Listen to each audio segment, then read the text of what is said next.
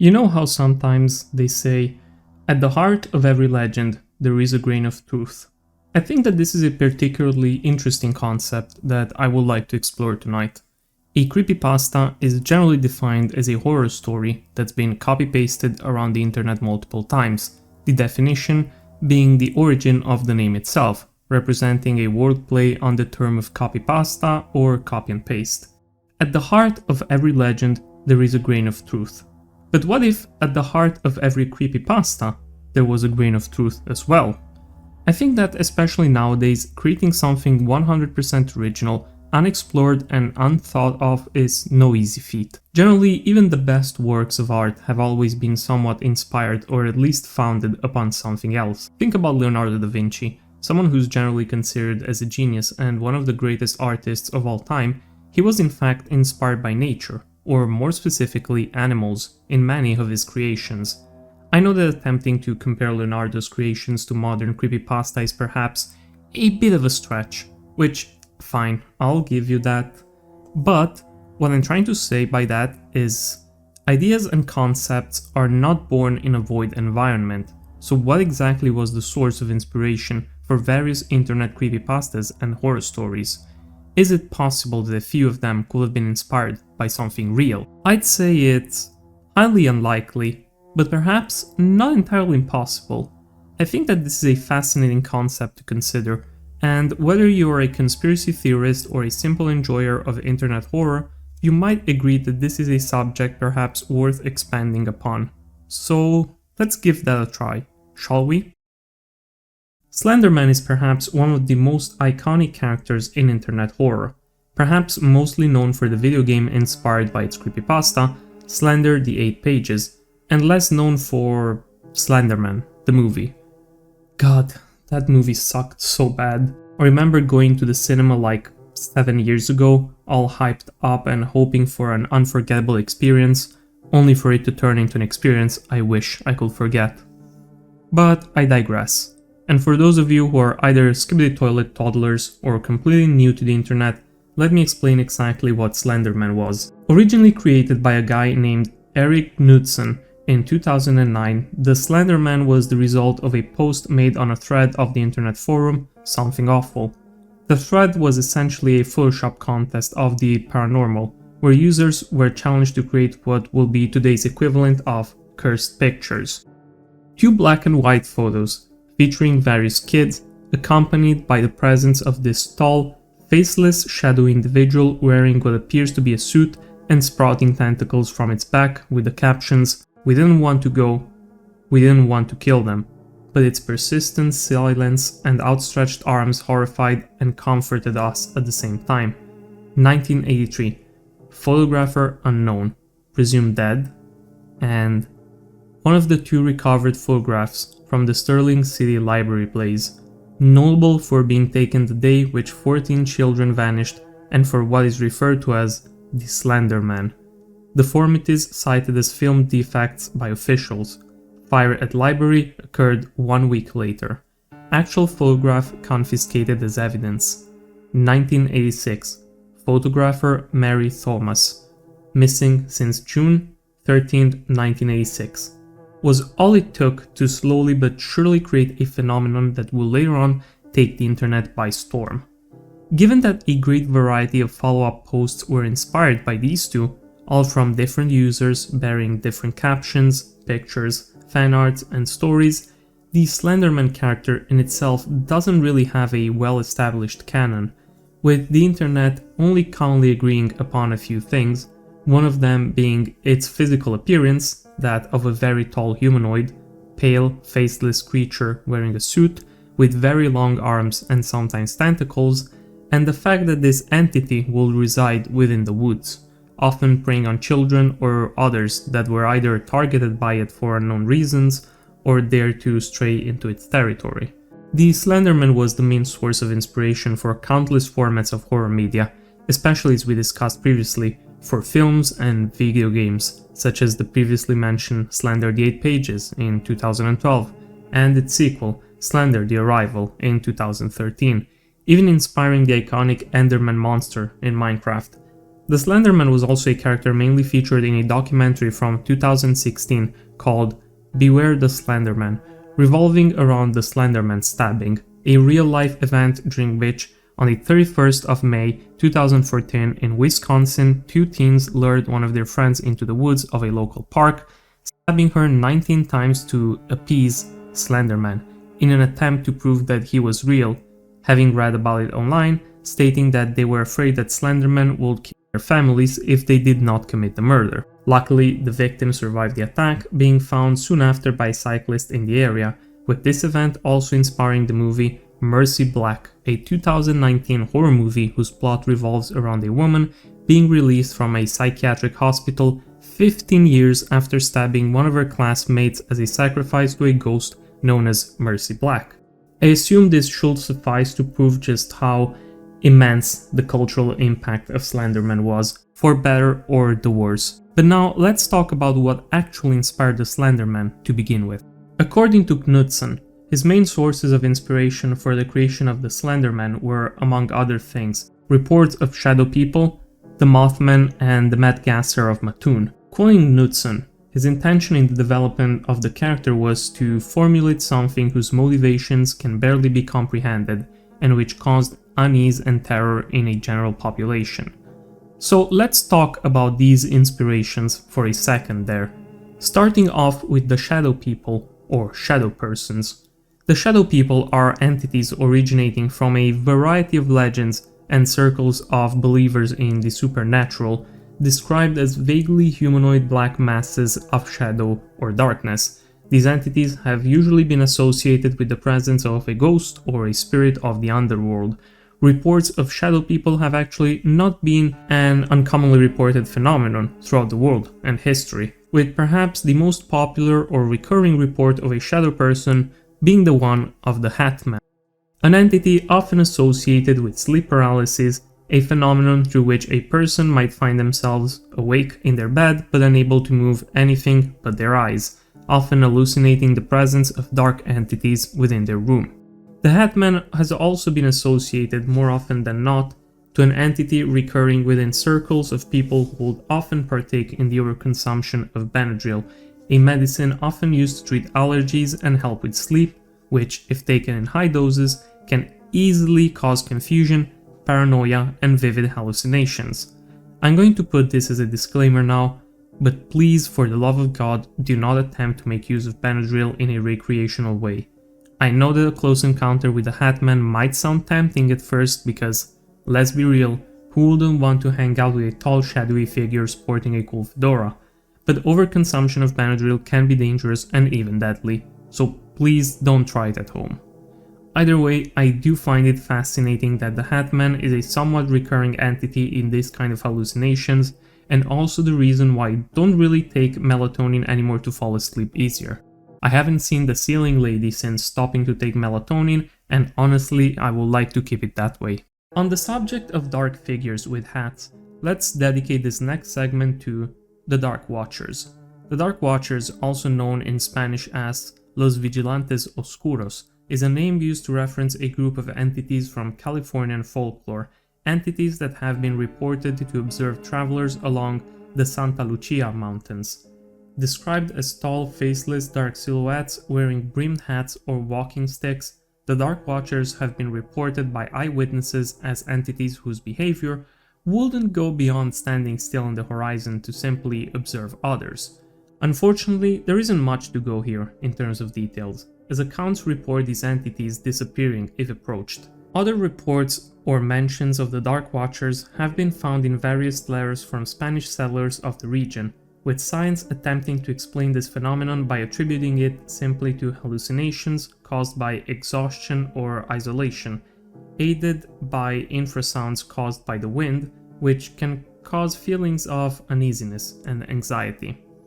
Another possible explanation for the Dark Watchers has been attributed to the Broken Spectre, an optical illusion caused by a certain atmospheric condition which can result in the apparition, or rather the magnification, of a person's shadow, causing it to appear far larger than normal and thus creating this illusion of a giant shadowy entity.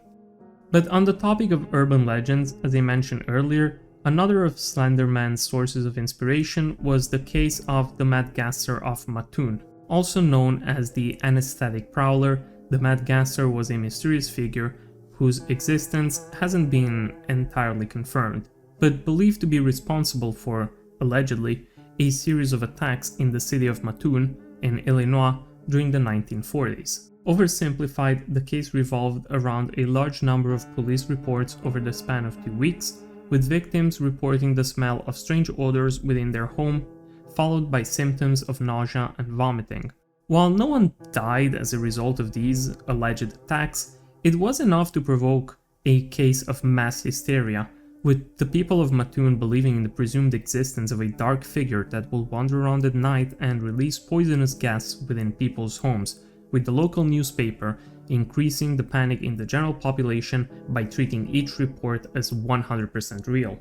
This was a rather mysterious case, as many similar attacks were reported throughout the city, and yet no evidence was ever found to confirm the existence of a Mad Gasser to begin with, despite various eyewitness reports, such as a woman alerting the authorities about seeing a stranger breaking in through her bedroom window and then attempting to gas her. With the public concern rising to the point of warranting the involvement of the FBI, the reports of this perpetrator began also increasing in number, with the local commissioner of public health, Thomas V. Wright, releasing a public statement 2 weeks after the first attacks. There is no doubt that a gas maniac exists and has made a number of attacks, but many of the reported attacks are nothing more than hysteria.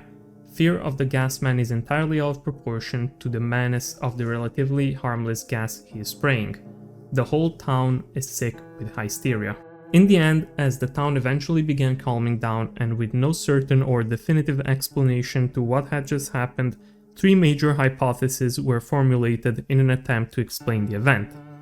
1. A case of mass hysteria, with no perpetrator or gas existing in the first place, and the townsfolk collectively believing in the existence of this boogeyman, a belief further fueled by the local newspapers in attempts to make headlines.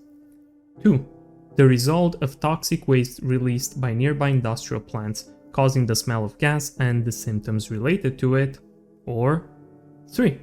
The existence of the Mad Gasser itself, with some researchers concluding that, after studying numerous reports, it is highly possible for the attacks, or at least some of them, to have been caused by an actual assailant, with some writers on the paranormal branches describing it as possibly extraterrestrial.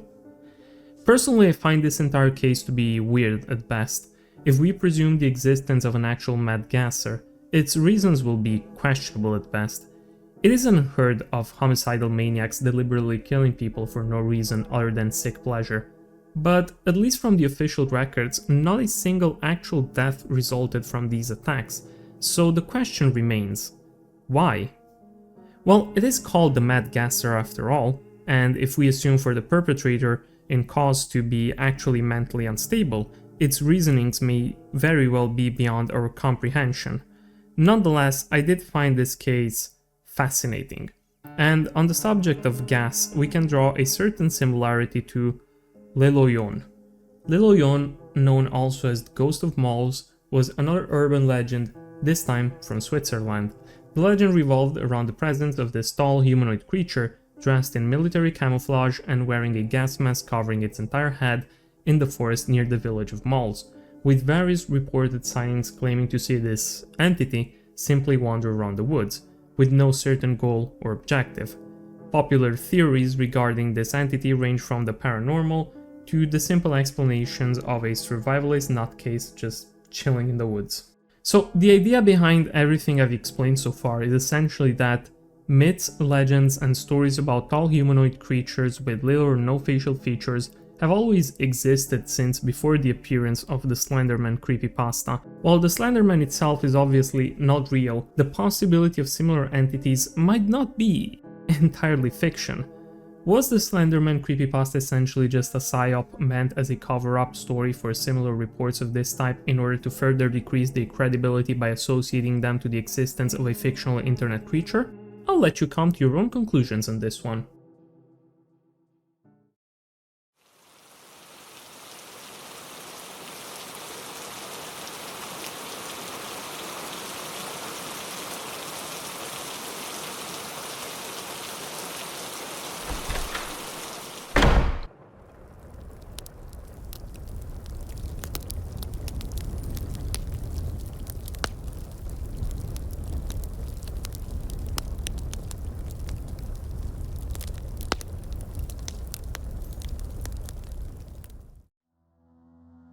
The Rake is another popular internet horror mascot, perhaps most famously known by this image. This creature originated from 4chan, similar to other popular internet horror media, such as the SCP or the Backrooms, which honestly isn't surprising. You gather a bunch of schizos in an echo chamber, and you're guaranteed some entertaining results. Probably why 4chan green texts are so popular even outside of 4chan itself. Either way, for those of you who don't know, the Rake is the titular creature from the creepypasta with the same name, the Rake. Known also as the Naked Man or the Large Hairless Dog, the Rake is this mysterious creature from the woods whose behavior within its stories mainly revolves around stalking its victims and intruding upon their bedrooms as they sleep. With numerous fan arts, videos, and even games, the Rake was definitely a promising creepypasta, one that will soon surge into another phenomenon. I think it's pretty interesting how a common element among these popular horror stories and creepypastas is that generally the more mysterious the entity is and the least established canon it has, the more popular it tends to get. Which makes sense. It's the mystery around the creature that makes it both terrifying and interesting. People are afraid of the unknown, but they're also interested by it because it allows them to form their own opinions, theories, and stories around the subject. By offering the internet a mysterious creature, you are essentially doing the equivalent of handling a bunch of Lego bricks to thousands of kids without providing any instructions. The basic foundation is there, and some of them are bound to make something cool out of it. A sadistic and monstrous creature, the Rake wanders in the woods with no clear intent or goal in mind, at least that we know of, seemingly acting out of instinct, which enforces its animalistic behavior, which, associated with its vaguely humanoid appearance, tends to draw similarities to other creatures or entities that it might have been inspired from. Fact to be told, the Rake itself might have been an inspiration for SCP-096, as they share a rather similar design. I will say that in terms of inspiration, the Rake might have been inspired by other similarly forest-dwelling cryptids and entities, such as the Fresno Nightcrawler, an entity who made its apparition in a video footage, which honestly, judging by the still frame, just looks like a pair of pants.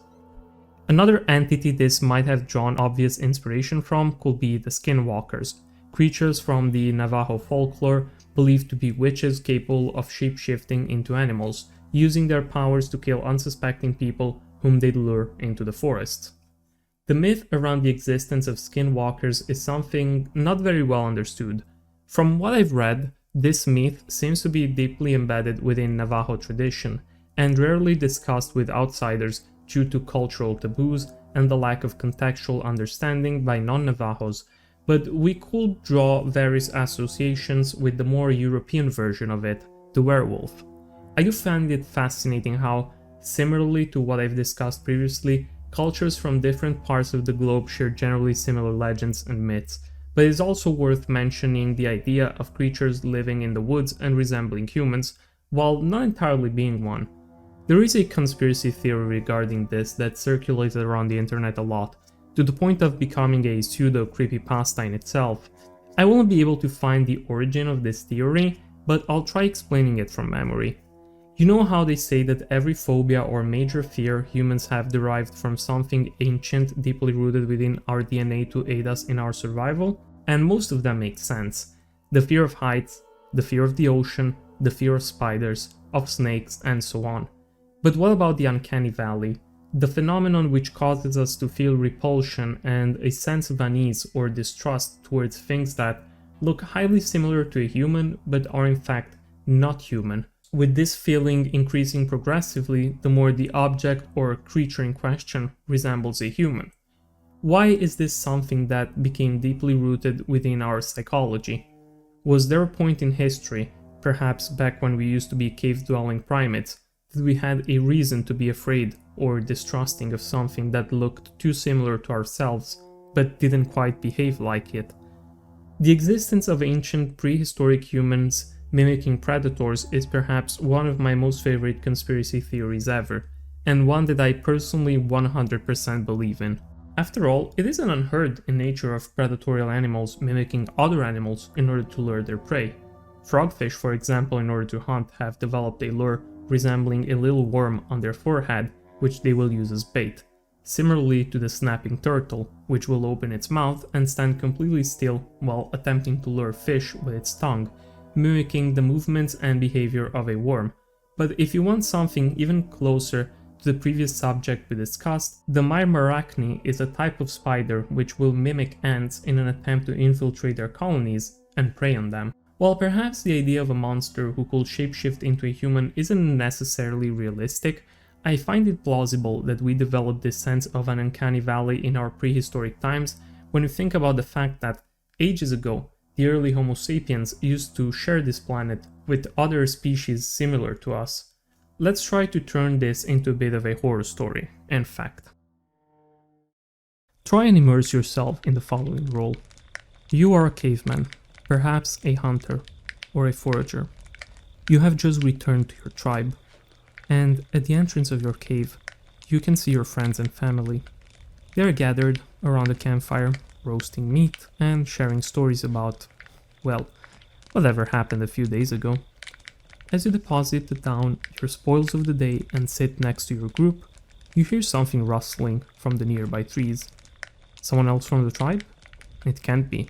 It's quite a small tribe, and you're all here already. You were the last one to return. A wild animal, perhaps. You grab onto your crudely crafted spear and raise from the fire.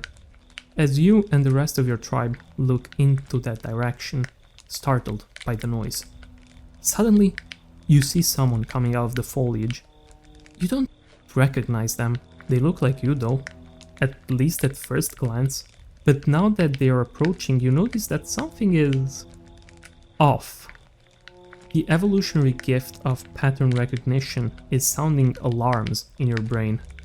I mean, they walk like you, they are wearing animal skins just like you, and it seems they're even attempting to speak like you, but not succeeding entirely. Their speech is broken, incorrect. Perhaps their voice is of a lower or higher pitch than you're used to hear from the rest of your tribe.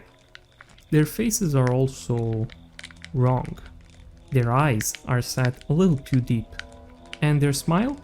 Not quite right. Is it too big? Too small? You can't exactly tell what's different, but it's clear that something is. They're not part of your tribe, perhaps not even part of your species. So why are they here? You menacingly grunt in their direction as you agitate your spear, standing upright and raising your head to appear much taller than you typically are. They seem to understand the message and slowly retreat back into the forest, while still looking in your general direction. Tonight's watch by the fire is followed by a sense of unease, as you feel observed. The next morning, it's time to pack. Food is now scarce in the area. You've gathered what little fruit and berries were to gather, and hunted what little there was to hunt. It's time to move somewhere else. As you and your tribe start traversing the hills, you can't but feel a sense of unease at the other group you met the previous days. They seem to be following you, just out of sight most of the time, but you know they're here, in the distance, observing. In turn, you start observing them back. They know how to walk upright at least, but they don't behave quite like you do. They almost seem more feral. They eat their meat raw. They hunt with their nails and teeth, and the general appearance is unsettling to you. You begin harboring a deep sense of distrust. Who's to say they wouldn't make you their next meal? A few hours later, the strange group is gone. They've either decided to stop following you, or they got better at it. Either way, from that day forward, your tribe will be just a little bit more careful about who begins approaching them. Because deeply within you, you know that the unknown is what's truly terrifying, and you don't know anything about them.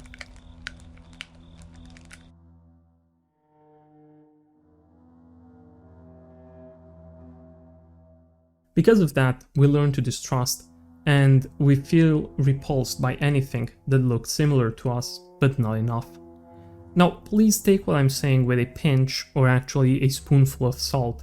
I'm in no way an expert in the matter, and what I'm talking about here is mostly just a thought exercise. but I do find the idea behind the story just made up to be extremely fascinating. The idea that we once shared the Earth with others similar to us, and the possibility of those neighbors of ours not becoming fully extinct, but perhaps taking a completely different evolutionary path is extremely interesting. Let me know what you think about it in the comments, and if you have more information on the subject of archaic humans and how different species interacted with each other, please do share. As of the writing of the script of this video, I think that prehistoric horror has become my new niche micro-obsession.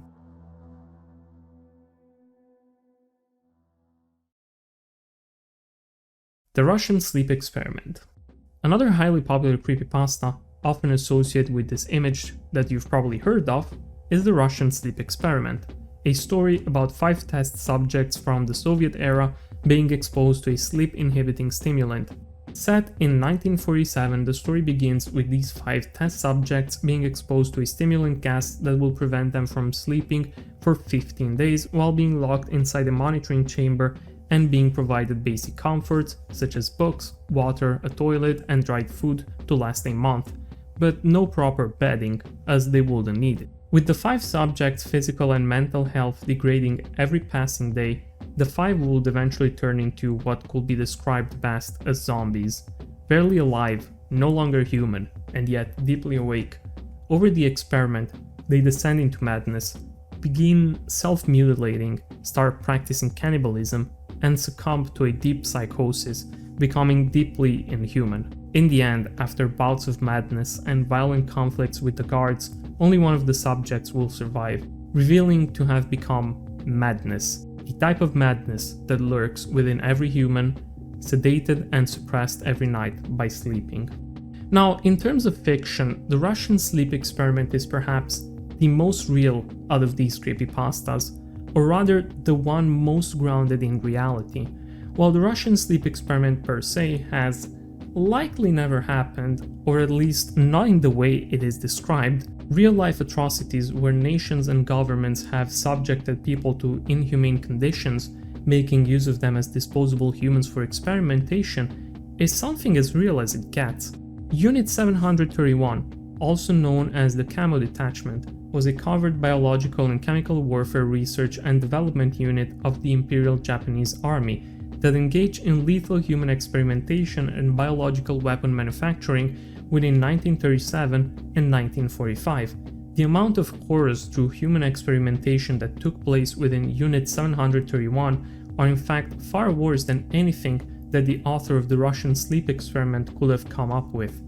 Prisoners were subjected to all kinds of experiments, from vivisection without anesthesia to pressure chamber tests, infections with deadly diseases, and tests to determine just how long could a person go without food, water, or sleep. While the Russian sleep experiment's creepypasta's point isn't necessarily to horrify the reader through the experiment itself, rather through the subtext implied by the final result, that of humans harboring a deeply maddening and animalistic side that we suppress through sleep, the idea behind it is essentially the same, and Unit 731 was not the only real-world example of such experiments taking place. With countless other nations having committed numerous atrocities and war crimes, we could also mirror the Russian sleep experiment to the Project MKUltra, a top-secret CIA program running roughly from 1953 to 1973, focusing on researching mind control, interrogation techniques, chemical agents, and psychological manipulation with a mission to develop truth serums, hypnotic suggestions, and sleeper agents assassins. In short, to manipulate and control human behavior, with the subjects typically being unwitting volunteers, mental patients, prisoners, addicts, or marginalized individuals more often than not. Humans were subjected to various psychedelics, electroshock therapy, sleep deprivation, radiological implants, amnesia pills, and subliminal messaging, often involving no informed consent. Becoming partially declassified in the mid-1970s, Project MKUltra was likely a source of inspiration for the Russian sleep experiment, the Outlast series, or even the Doctor chapter from Dead by Daylight. I know there wasn't much to say about the Russian sleep experiment in particular, and it's kind of funny when you think about it, that the one creepypasta that is the least mysterious and delivers the most information is also the one I could talk the least about, And I think it circles back around to what I've discussed previously, that the mystery and lack of information can make something far more interesting and captivating. I could of course just talk more about Project MK Ultra, but that's not what this video is about. So, have you enjoyed this video? Let me know down in the comments what kind of creepypastas or popular horror stories you think might have been based on reality. I would also appreciate it if you could like this video and subscribe to the channel. It highly motivates me to create new content and it helps a lot. As always, I'd like to thank this channel's members for their support. If you'd like to join them, you can do so through the join button down below. I hope you're going to have a good night, and I will see you in my next video. Bye bye.